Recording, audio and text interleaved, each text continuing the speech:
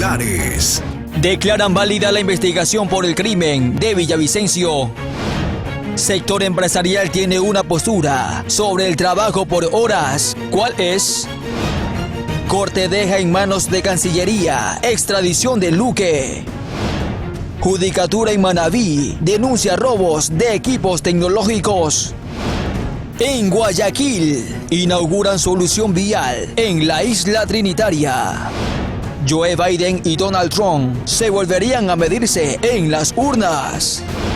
Y en los deportes, Delfín Sporting Club presentó su nueva indumentaria para la temporada 2024.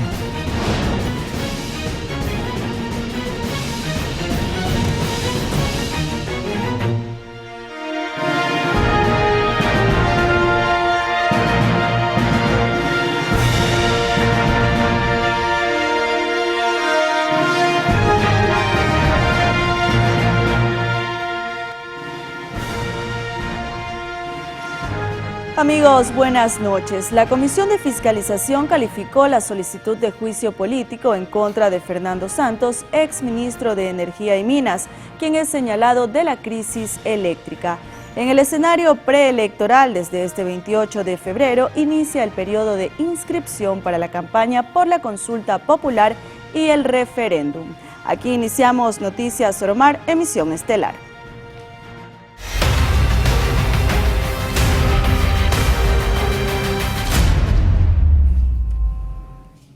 Empezamos contándoles que este martes 27 de febrero se instaló la audiencia preparatoria de juicio contra 6 vinculados al asesinato de Fernando Villavicencio. La jueza encargada del caso decidió que no hay vicios que anulen el proceso. La audiencia de evaluación y preparatoria de juicio por el asesinato de Fernando Villavicencio se instaló la mañana de este martes en la Unidad Judicial Penal de Iñaquito. En esta sesión, la Fiscalía acusó a Carlos Angulo Lara, alias El Invisible, como autor mediato del crimen. Él habría dado la orden desde la cárcel de matar al entonces candidato presidencial. Además, a Laura Dayanara C. se le determinó responsabilidad de coautora, señalando que ella habría organizado la logística, facilitado el dinero y motos para cometer el asesinato. Al resto de procesados, un total de 4, se los acusó como cómplices. La diligencia empezó con la finalidad de conocer y resolver sobre cuestiones de procedibilidad, perjudicialidad, competencia y procedimiento y establecer la validez procesal, valorar y evaluar los elementos de convicción en la que se sustenta la acusación fiscal. Inicialmente, 13 personas fueron procesadas por este crimen. Sin embargo, 7 de ellas fallecieron entre el 6 y 7 de octubre de 2023. Entre ellos están los 6 capturados en la noche del crimen de nacionalidad colombiana y que permanecían en la penitenciaría del Litoral. Al comienzo de la sesión, la Fiscalía pidió extinguir la acción penal contra ellos y la jueza encargada del caso, conectada vía telemática, aceptó su pedido. Minutos después, el abogado de alias El Invisible argumentó que el proceso en su contra debe ser nulificado, porque no se habría garantizado el derecho a la defensa. Mientras que los abogados de los otros imputados también alegaron vicios procesales. Sin embargo, la magistrada desechó esos pedidos, señalando que se ha actuado en validez. En Quito, Juan Correa Rodríguez, Noticias Soromar. En torno a este tema, la noche de este martes, la Fiscalía pidió llamar a juicio al autor mediato, a la coautora y a 4 personas más como cómplices del asesinato de Fernando Villavicencio. Además, la audiencia preparatoria de juicio se reinstalará este 28 de febrero a las 10 horas en el Complejo Judicial Norte de Quito para que intervengan las defensas de los 6 procesados. Y precisamente seguimos con esta información porque Carlos Angulo Lara, alias El Invisible, fue señalado como el mentalizador del magnicidio de Fernando Villavicencio. Es oriundo de Esmeraldas y está señalado como el autor intelectual del asesinato al ex candidato a la presidencia Fernando Villavicencio. Su nombre es Carlos Angulo Lara, pero es conocido como alias El Invisible, nombre que también lleva la banda que lidera.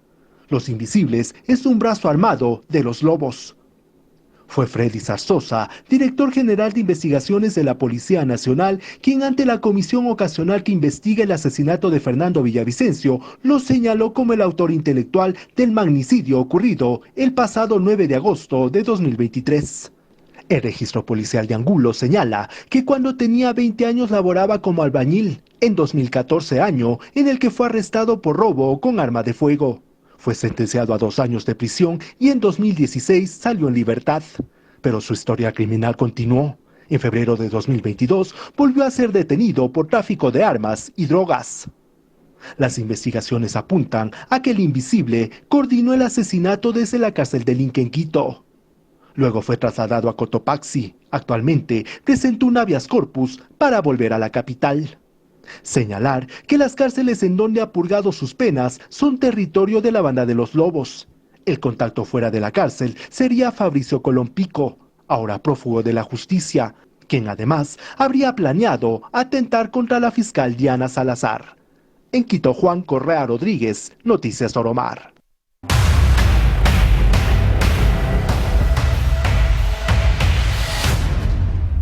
El presidente de la Corte Nacional de Justicia, José Swing, pidió formalmente a Argentina que conceda la extradición del expresidente del Directorio de Empresas Públicas, Hernán Luque, quien es uno de los procesados en el caso Encuentro. La solicitud fue enviada con fecha de 26 de febrero de 2024 con el objetivo de que comparezca a juicio en Ecuador por su presunta participación en delitos de delincuencia organizada. Esta acción llega 18 días después que las autoridades argentinas detuvieran a Luque y, según la Corte, de aquí en adelante, corresponde a la Cancillería ecuatoriana gestionar este pedido de manera expedita.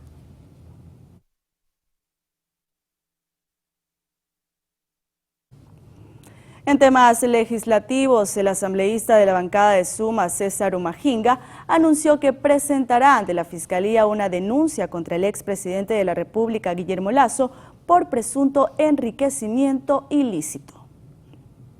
Al inicio de la gestión de hace 2 años atrás, el expresidente declaró ante la Contraloría General del Estado que ingresaba con $39.702.106. Y como vemos el fin de gestión, en 2 años varía precisamente este monto, llega alrededor de $61.473.636.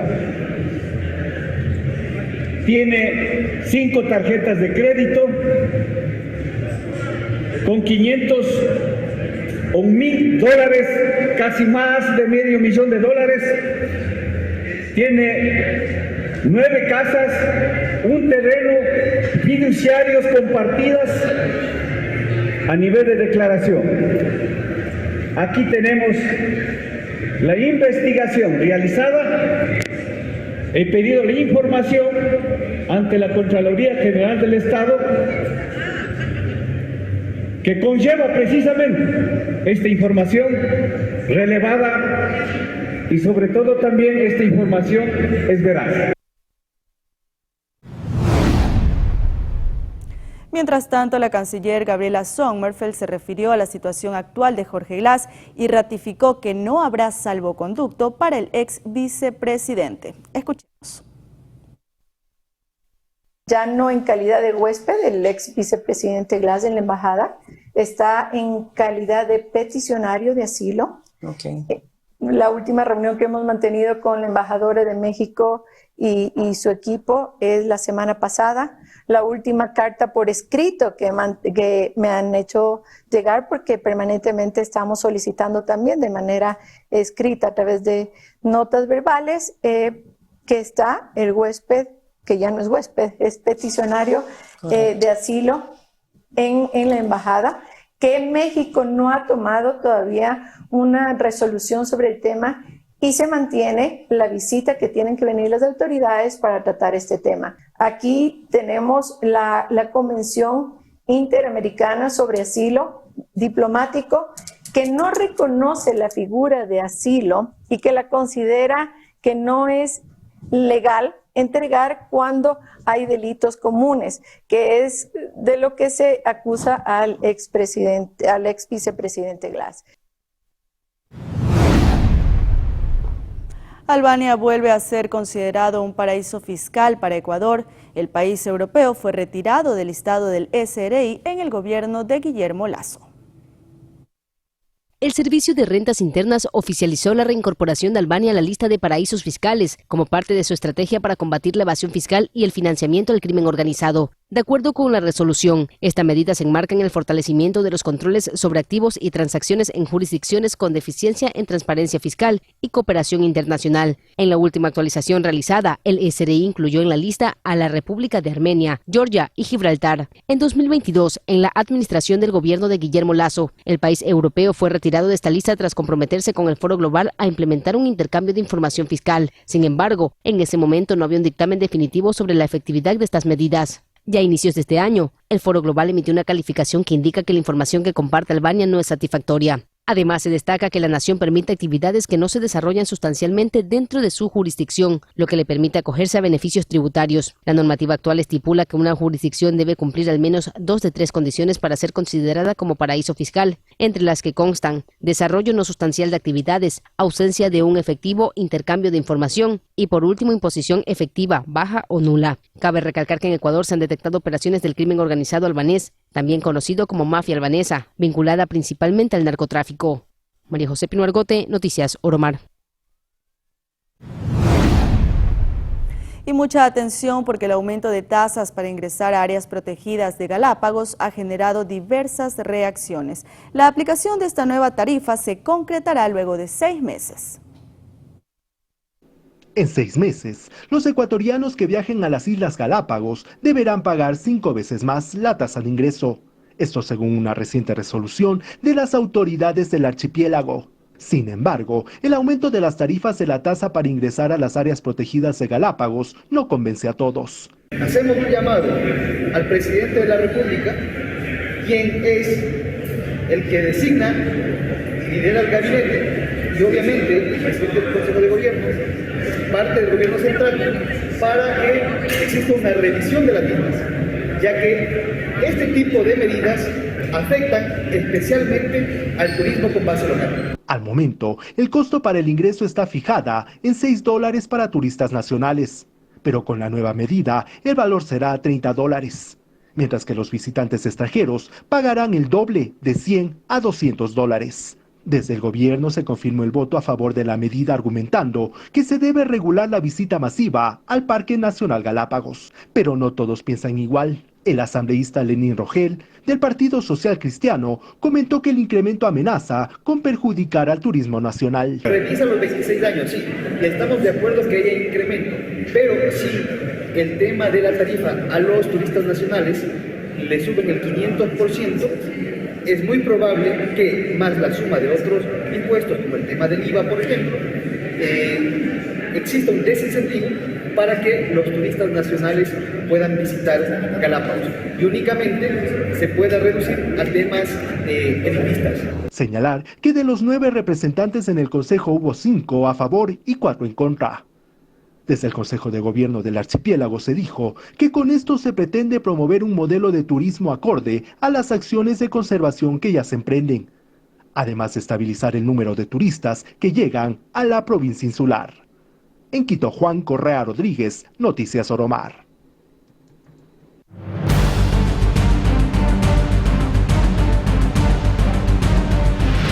En noticias electorales, el Movimiento Construye y el Partido Social Cristiano anunciaron el apoyo a la propuesta del presidente Daniel Noboa. Una consulta popular que tiene temas importantes y de hecho que recoge 2 temas planteados por la bancada social cristiana: el eliminar la prohibición del arbitraje internacional, lo cual, una vez que sea aprobada, verdaderamente va a generar condiciones para que venga inversión extranjera que tanta falta le hace al país, y por otro lado, la enmienda que va a eliminar la prohibición constitucional de la contratación por hora. Son temas que lo hemos venido discutiendo, los presentamos formalmente, de hecho se lo hicimos conocer el mismo 27 de diciembre del 2023 por carta al presidente de la República, y están allá y los vamos a respaldar. Y cómo no respaldar la presencia en las calles, en palabras sencillas, de las Fuerzas Armadas. el movimiento Construye y su bancada de legisladores el día de hoy anuncia al país el apoyo total a la consulta popular. ¡Bravo!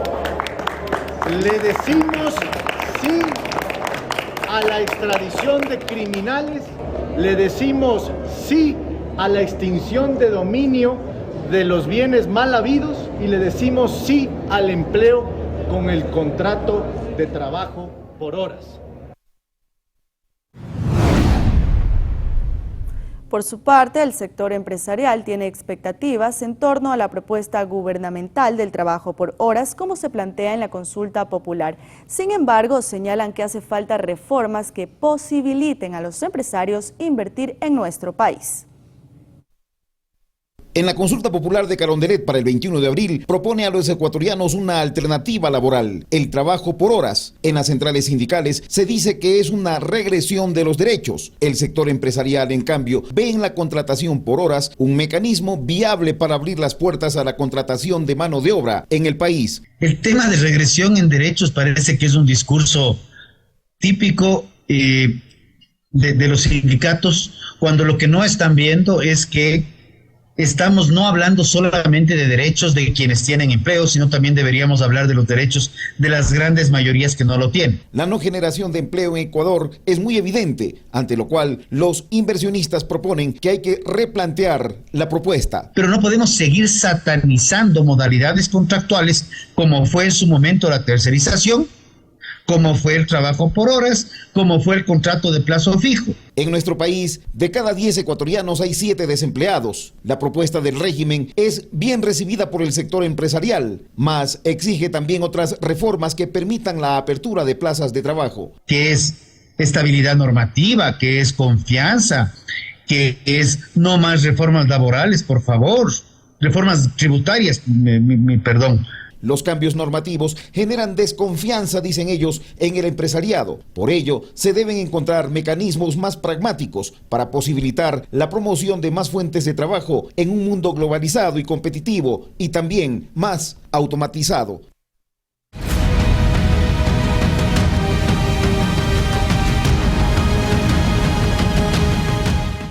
El presidente de la República, Daniel Noboa, participó en la ceremonia de conmemoración por los 195 años de la batalla de Tarqui, que se realizó en la Escuela Superior Militar Eloy Alfaro, en el norte de Quito. Como en 1829, hoy, nuestras valientes Fuerzas Armadas están librando otra gran batalla para defender la soberanía del país. Quiero agradecer a las Fuerzas Armadas y a la Policía Nacional la respuesta valiente, firme y efectiva que han dado al mandato del decreto 111. Esta batalla que estamos luchando es tan importante y trascendente como fue la batalla de Tarqui, y podemos decir a la ciudadanía que estamos respondiendo a este gran reto y estamos bajando los índices de muertes violentas, hemos controlado las cárceles y estamos trabajando para darle paz a los ecuatorianos. Pero aquí hay un gobierno firme que no pacta con criminales y que libra estas batallas con el apoyo de las Fuerzas Armadas y Policía Nacional para conseguir que no falte nada. La Dirección Provincial del Consejo de la Judicatura de Manabí informó que el sábado 24 y la madrugada de este martes 27 de febrero de 2024 se produjeron 2 robos de equipos tecnológicos en la Unidad Judicial Penal y de Garantías Penitenciarias del Cantón Portoviejo. La institución además indicó que presentaron una denuncia y que coordinan con las autoridades competentes para que se refuerce el resguardo policial en las unidades judiciales. No toque, secretario. Aquí ahorita, fíjese, un edificio que debiera tener una vigilancia, porque los casos que aquí se tramitan pues son de carácter penal, se han llevado, como usted me decía, con 2 computadoras y han regresado por otras. Significa que la audacia de estos sujetos no tiene límites. Yo creo sinceramente que el gobierno, las instituciones a cargo del control interno del país deben actuar con mayor firmeza. Y es preocupante, como usted lo decía, una institución pública y donde hay casos especiales, judiciales en este caso, que quede abandonada después de que ya los funcionarios se van acá, no hay guardia en horas de la noche, a la madrugada, ¿no? Así es, y hace unos meses también aquí lanzaron una granada, un artefacto explosivo, y eso no está correcto. Con esa experiencia ya debieron haber puesto guardias a toda hora del día y la noche, con los turnos respectivos, porque aquí se tramitan juicios de enorme trascendencia, como en todos los estamentos judiciales, civiles, pero aquí son penales. Amigos, es momento de nuestra primera pausa comercial, pero manténgase en nuestra sintonía porque enseguida volvemos con más noticias de su interés.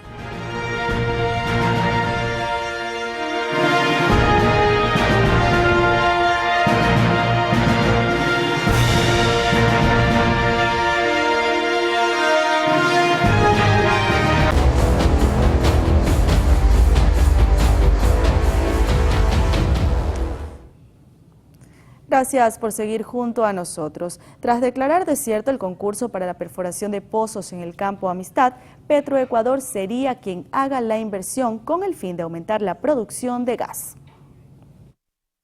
Por su cuenta y bajo su propio riesgo, Petroecuador invertiría aproximadamente $100 millones en la perforación de 3 o 4 pozos exploratorios en el campo gasífero Amistad ubicado en el Golfo de Guayaquil. Con los nuevos pozos se aumentaría en 30 o 40 millones de pies cúbicos de gas diarios la producción, es decir, se llegaría a los 50 o 60 millones, pues actualmente este campo produce 21 millones de pies cúbicos al día. Las proyecciones serían perforar un primer pozo a finales de 2024 y los otros 2 o 3 en 2025, cada uno con un costo de $25 millones.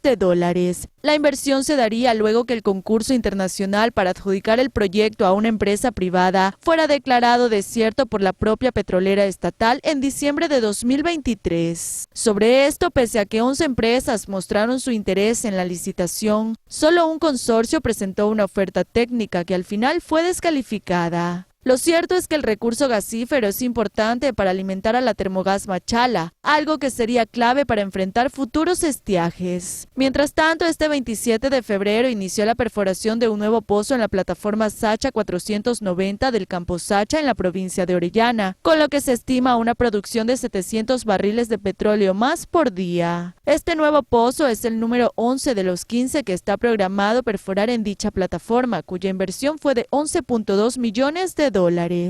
Según Petroecuador, las reservas del campo Sacha bordean los 342 millones de barriles de petróleo, mientras que diariamente la producción se aproxima a los 79.000 barriles. Tania Loor, Noticias Oromar. También les contamos que para este miércoles 28 de febrero está convocado el Pleno de la Asamblea Nacional para conocer y resolver sobre el juicio político en contra de Fausto Murillo, vocal del Consejo de la Judicatura, y el ex vocal Juan José Morillo, acusados por presunto incumplimiento de funciones. Frente a esto ya hay posturas a favor y en contra.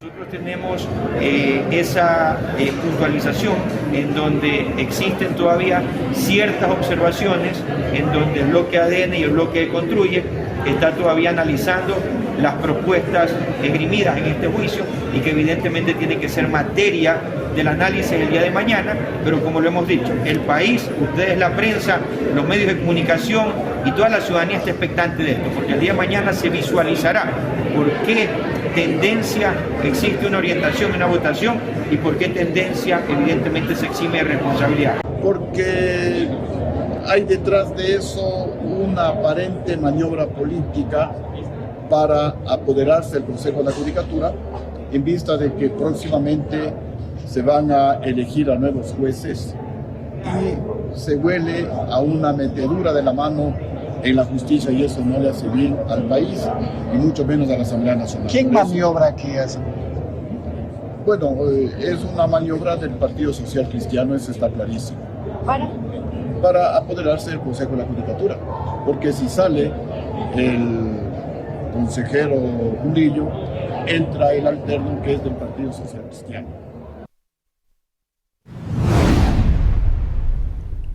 Pasamos al ámbito judicial y es que la renuncia de Solanda Goyes a la Dirección Nacional de Acceso a los Servicios de Justicia del Consejo de la Judicatura fue aceptada en el Pleno este martes 27 de febrero. El presidente del organismo, Álvaro Román, agradeció el trabajo realizado durante 5 años y dispuso a la Dirección General se realicen los trámites pertinentes para que se principalice como vocal titular de la institución. Por su parte, Goyes anunció en su red social X que desde la vocalía impulsará una agenda para un concurso de Corte Nacional de Justicia, esto debido a que se necesita reformar el actual reglamento y llevar un proceso limpio con reales parámetros de probidad. La funcionaria reemplaza a Javier Muñoz, quien es procesado en el caso Independencia Judicial por presuntamente haber incurrido en obstrucción a la justicia.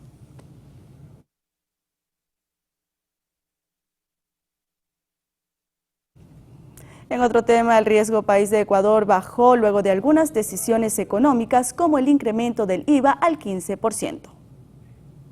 El índice riesgo país, que mide el sobreprecio que paga el Estado para financiarse en los mercados internacionales respecto al bono soberano de Estados Unidos a 10 años plazo, se encuentra actualmente en 1.497 puntos, algo que no ocurría desde el 8 de febrero de 2023, cuando estaba en 1.999. Este valor ha disminuido en 644 enteros, en algo más de 2 meses con las reformas económicas emprendidas por Daniel Noboa, cuando está a punto de cumplir sus primeros 100 días de mandato presidencial. Noboa se ha caracterizado por declarar el conflicto armado interno al crimen organizado para contener una ola de violencia e inseguridad sin precedentes y por dar pasos hacia lograr una estabilidad fiscal, tras registrar el año pasado un déficit de unos 4.800 millones de dólares, equivalente a alrededor del 5% del Producto Interno Bruto. Cabe recalcar que el primer mandatario logró sacar adelante una medida para subir el impuesto al valor agregado, que le va a permitir que pase del 12 al 15% a partir de abril, con lo que espera recaudar cerca de 1.300 millones de dólares anuales. A su vez, Noboa ha anunciado la puesta en marcha en los próximos meses de una reducción focalizada de los subsidios a los combustibles. También ha planteado la posibilidad de dilatar el plazo de cierre y desmantelamiento del bloque 43 ITT, uno de los principales yacimientos petroleros de Ecuador, cuyo cese de la explotación fue votado en un plebiscito nacional el año pasado. María José Pino Argote, Noticias Oromar.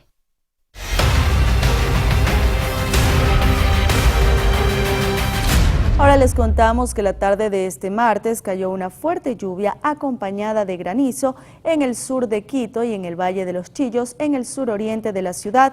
El EQ 911 reportó hasta las 17 horas 50 alertas por inundaciones de vías sin que se registren heridos ni daños materiales. Entre los sectores afectados están Conocoto, Sangolquí, Ferroviaria, El Recreo y El Calzado. Los organismos de socorro aseguran que se mantendrán atentos a cualquier novedad.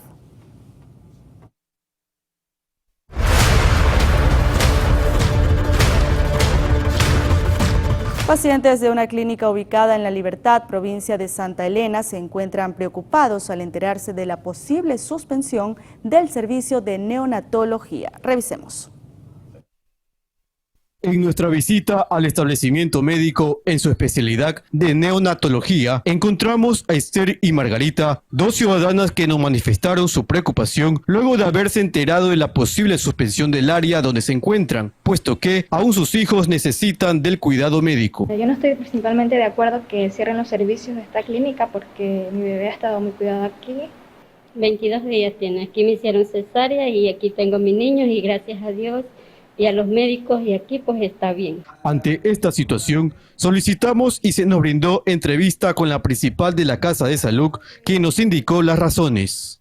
Actualmente nosotros tenemos una deuda impaga desde hace casi 2 años. A nuestro presidente de la República, actualmente elegido, nosotros tenemos todo el apoyo hacia él, entendemos la problemática del país. Él lamentablemente se ha posicionado en una época en que el país tiene una carencia de todo en todos los ámbitos. Pero este es un problema de salud y es una prioridad para la población, para la población más que todo de la península, y no de toda la península, sino de todo el Ecuador. Es que sepa la problemática de nosotros en las clínicas privadas, que damos los servicios para el ministerio y que solucionamos gran parte de la problemática de salud de nuestra población. Siendo esta una especialidad que solo este establecimiento la tendría a nivel de la provincia, y si sucede la suspensión, las usuarias deberían trasladarse a otras ciudades. El área de neonatología, nuestra clínica es la única que brinda los servicios de neonatología aquí en la provincia. Esta casa de salud no sería la única a la que se la deuda. Por ello, la representante solicita lo siguiente. Pues que se nos cite a todos los dueños de clínica, las autoridades actualmente puestas en los cargos de la Dirección de Salud, que se nos cite a nosotros para que se nos escuche y escuchen la problemática que tenemos en este momento. Ana Herrera, asambleísta por Revolución Ciudadana, aseguró la existencia de hospitales con un promedio del 58 o 60% de abastecimiento en medicamentos, señalando así que no es verdad lo mencionado por el ministro de Salud sobre un abastecimiento del 92%. Realizamos un recorrido y visitas por varios hospitales del país y nos hemos encontrado con algunas novedades. Primero, no es verdad, como ha dicho el ministro de Salud, que haya un abastecimiento del 92%. Nos hemos encontrado con hospitales que tienen un promedio del 58 o del 60% de abastecimiento en medicamentos. Otro inconveniente es que no hay una semaforización adecuada respecto de los medicamentos que hemos encontrado, que no hay, por ejemplo, en algunos centros hospitalarios de tercer nivel, medicamentos para tratamientos oncológicos, por ejemplo. Que bajo ningún concepto nosotros estamos de acuerdo con que se dé una información que no es la adecuada a los ecuatorianos. Nos han dicho que hay inversión en salud cuando no es verdad. Con esta información nos vamos a una nueva pausa comercial y al regresar la vía Loax Santo Domingo nuevamente está cerrada. Ya les contamos los detalles.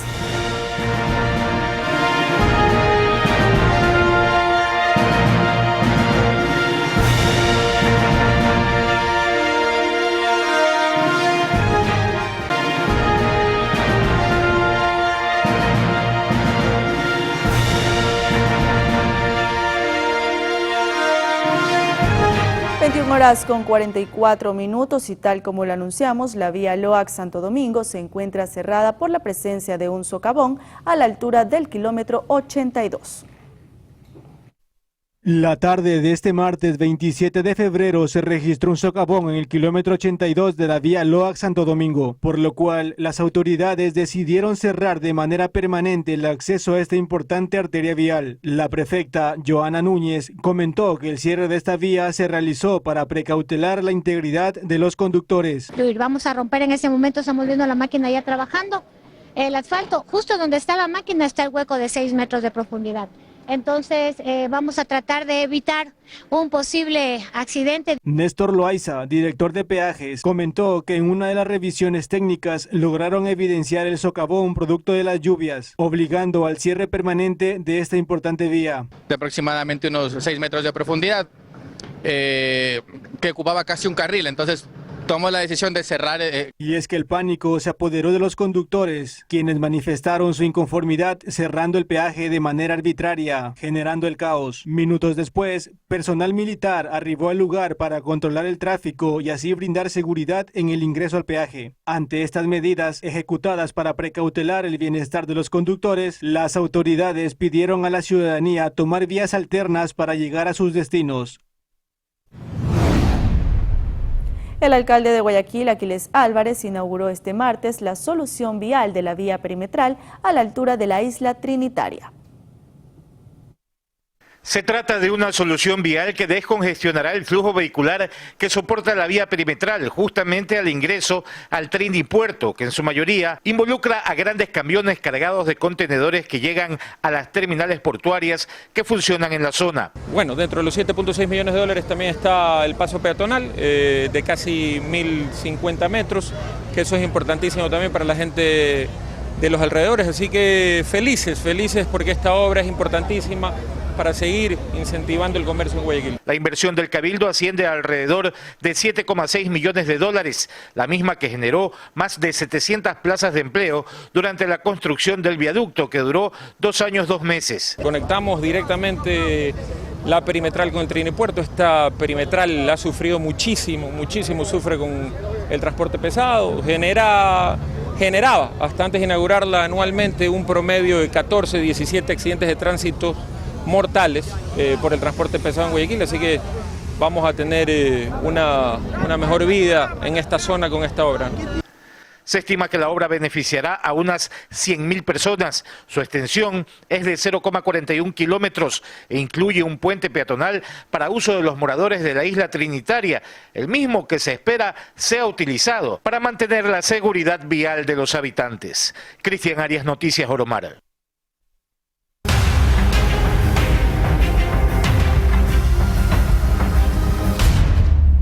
Cuatro sospechosos de microtráfico de drogas fueron aprehendidos por la policía al norte de Guayaquil. Fue un trabajo de inteligencia el que previamente les permitió a los policías del Distrito Florida determinar la ubicación de un domicilio donde se dedicaban a la venta de droga al menudeo. Fue así como se montó el operativo y se logró capturar a 4 sospechosos de microtráfico. Realizamos una intervención a un domicilio en donde presuntamente se expendían sustancias catalogadas a fiscalización. Como resultado de dicho operativo, tenemos 4 aprehendidos, 2 de ellos tienen antecedentes recientes del 2023 por asociación ilícita. 3 de los detenidos eran varones y una mujer. Entre los indicios decomisados están 2 motos y un auto que eran utilizados para cometer sus delitos. También 11 paquetes de sustancia verdosa, aparentemente marihuana, 2 paquetes de sustancia blanquecina, al parecer cocaína. También encontramos como indicio de dicho domicilio 2 balanzas tipo grameras y asimismo dinero efectivo, $25 americanos. La venta había estado floja cuando solamente se encontraron $25 entre las evidencias. El carro no tenía placas, puesto que solían movilizarse sin las mismas para eludir la identificación del Chevrolet Sail de color negro, así como de las 2 motos. Cristian Arias, Noticias Oromar.